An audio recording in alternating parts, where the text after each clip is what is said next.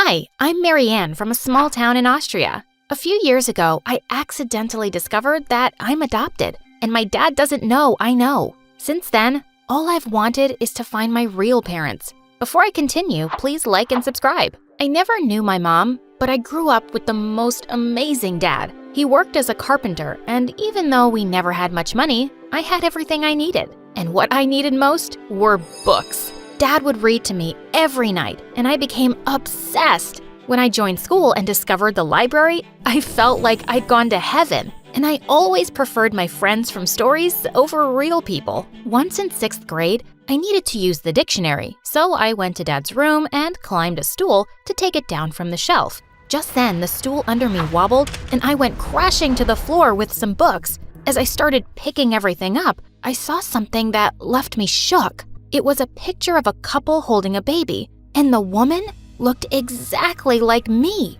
She had to be my mom, and the man next to her was my real dad? I turned the picture over, and all it said was Vienna 2005. That was my birth year. Were my real parents in Vienna? I snuck the picture into my pocket. Dad had kept it a secret, and I had to know why. I was waiting to confront Dad that evening, but he didn't come home. Hours passed, and he wouldn't even pick up his phone. Just then, there was a loud knock on the door, and it was Dad's friends from work, bringing him on a wheelchair. Oh my God, Dad, what happened? He'd had a terrible fall at work and wasn't allowed to walk for months. And even after he fully recovered, he had a permanent limp now. I put aside all thoughts of confronting him about my real parents. I didn't want to make things harder for him. Once in the 8th grade, I'd gone with Dad to the market when suddenly he got a cramp in his leg and lost his balance. He went crashing straight into a wealthy-looking man who in turn fell onto a food seller's stall,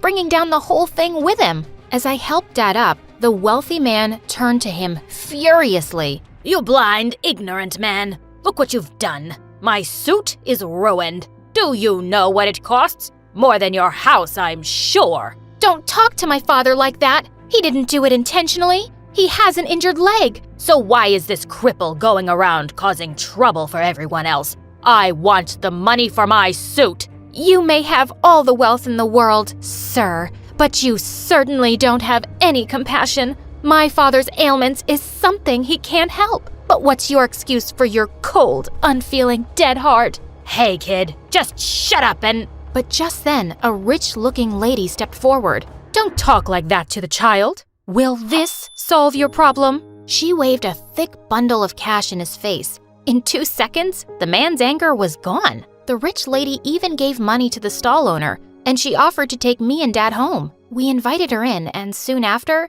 she said something completely unexpected. I'm so impressed with you, Marianne. And this might sound strange, but would you like to come live with me in Vienna? I would love to send you to a really good school. Vienna? That's where my real parents were from. This was my chance to look for them. She even said she'd hire Dad as a handyman on her estate. I was really eager to go, and within a week, we'd packed up our lives and moved. The lady's estate was 5 times larger than my school, and Dad and I were given a small cottage to live in. And just a few days later, the lady told me I'd be joining her daughter's school. On my first day, as I walked up to the lady's car, a girl suddenly pushed me aside. Ooh, maid, where do you think you're going? Go clean something. Where are your manners, Lisa? This is the amazing girl I told you about, and I'd like you two to be friends. Oh, she's your charity case? She looks like her only friends would be cows and baby goats. And what is so distasteful about being friends with such lovely creatures, may I ask? No, you may not ask me anything. Who talks like that, freak? She got in and slammed the door shut. I just stayed silent during the ride, but then suddenly, Lisa made the driver stop. I'm not gonna be seen with you. You can walk the last few blocks. She pushed me out and drove off.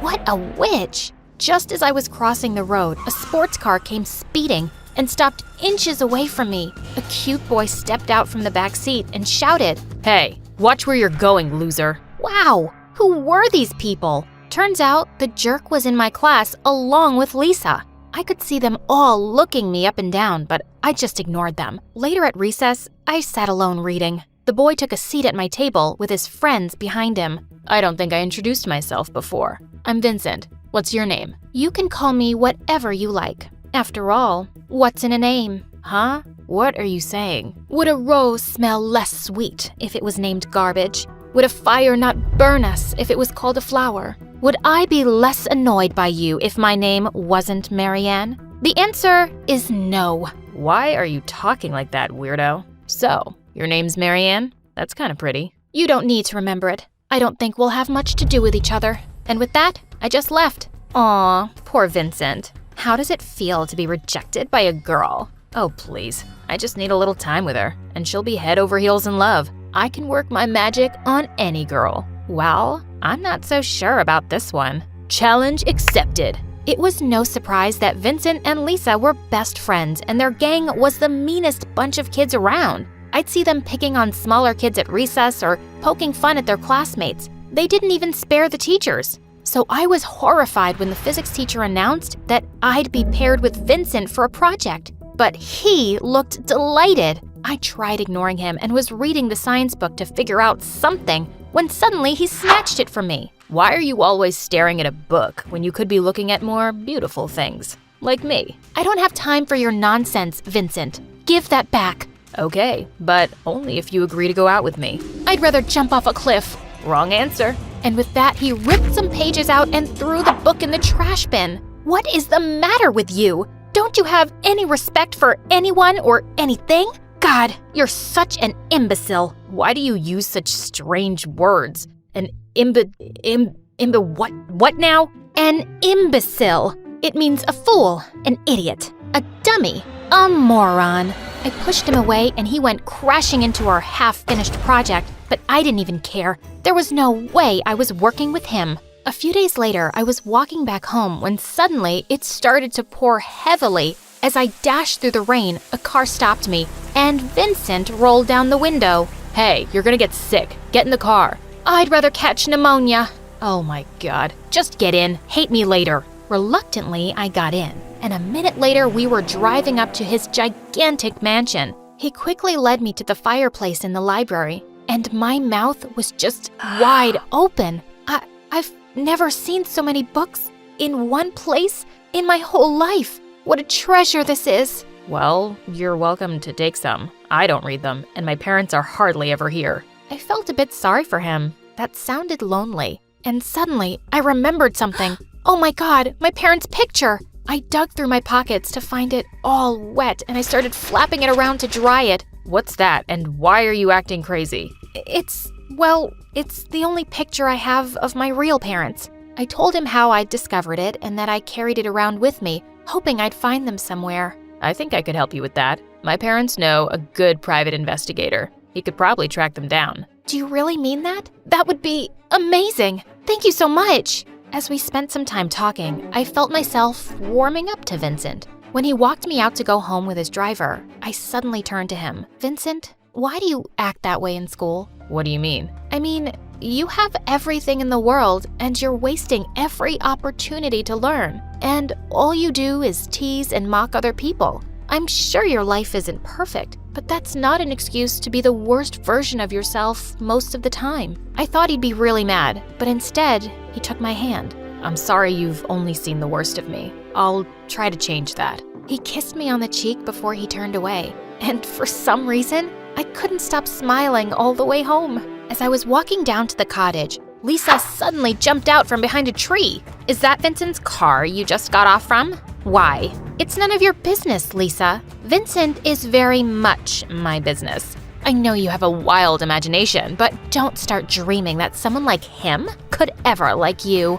I pushed her aside and walked off. She was crazy, as if I wanted someone like Vincent. Or did I? He was just so nice after that day. He'd come sit next to me in the cafeteria, help me carry my stuff, and one time as I was walking back home, he leapt out of a car and decided to walk with me. He told me the investigator was hopeful we'd find my parents really soon. And a few days later, when he asked me to be his date for the Christmas dance at school, I really couldn't refuse. Dad had surprised me one evening with the most beautiful dress, and at the dance, I felt like someone straight out of a fairy tale. I was searching for Vincent in the hall when I felt a gentle tap on my shoulder. Wow, you look really beautiful, Marianne. He took my hand and led me to the dance floor, and it felt like we were in our own little world. At the end of the song, he suddenly pulled me closer and leaned in to kiss me. Everyone around us was clapping and cheering as I kissed him back. During the evening, I went to freshen up in the bathroom, and when I returned, I found Vincent in a corner with Lisa and his friends. Wow, Vincent, you really take a challenge seriously. You said you could make any girl fall for you, and you proved it. That kiss could have fooled even me. Marianne has totally fallen for your Prince Charming act. It's gonna be so much fun when you dump her. That's what I was? A challenge? Vincent looked shocked as they all turned around to see me behind them. No, Marianne, wait. It's not what you... I suddenly slapped him hard. Why did I think you were actually a decent human being? You even pretended to help me find my parents just to convince me that you cared? You're the most vile person I've had the misfortune to meet. I hate you. No, I despise you. I didn't go to school for days. I just didn't want to see anyone's face. But one day, Dad walked into my room holding a package. A boy from your school dropped this, saying it was important. Forgive me for opening it first, but Marianne, you've known about your parents and you've been looking for them? Wait, what? Dad, I'm sorry. I just needed to know. He gave me the package as he sat down on my bed, and I looked through the papers with trembling hands. The first was a newspaper clipping saying my parents were politicians who had been sentenced to prison for 25 years for stealing state funds. I worked at your parents' house. When they were arrested, you were going to be sent to an orphanage, and I just really wanted a kid, so I adopted you, Marianne. I kept the truth from you because I thought it would only make you upset. I'm sorry if I haven't been the best dad. I jumped forward and hugged him, tears pouring down my face. No, you're the most amazing dad anyone could possibly have. I just wanted to know who they were. But it's not because I've ever been unhappy with you as my father. Not ever. Dad hugged me back. If you ever want to see them, I'll arrange a visit, okay? It won't bother me at all. I know you're my daughter. By the way, that boy just left if you want to talk to him. I ran out the door after Vincent, who was walking down to the gate. Why did you do that? Your stupid challenge was over, right? Why did you make an effort to find my parents? Marianne, it did start off as a stupid challenge, and I wasn't planning on falling for you, but I did, almost instantly. What I feel for you is real and true. I wouldn't have made all that effort if I didn't love you. You're the most special girl I've ever met, and you make me want to be a better person. I'm so sorry for hurting you. Please forgive me, will you? I looked into his earnest eyes and slowly smiled. I'd rather go down with the Titanic, but I stepped closer and pulled him in for a kiss.